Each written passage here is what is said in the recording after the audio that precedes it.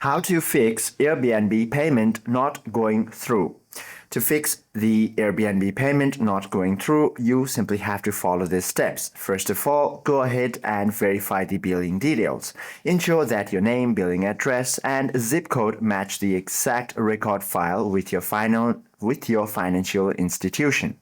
Then proceed to contact your bank.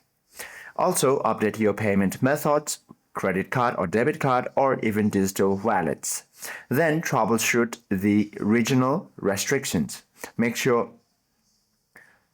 that your listed Airbnb browsing currency matches the official currency of your payment card. And also, you might want to go ahead and turn off active VPN if you have enabled it. And then clear the digital footprint. You simply have to find the app icon from the app drawer, then access the app info, scroll downwards to storage option, and proceed to clear the cache and relaunch the application.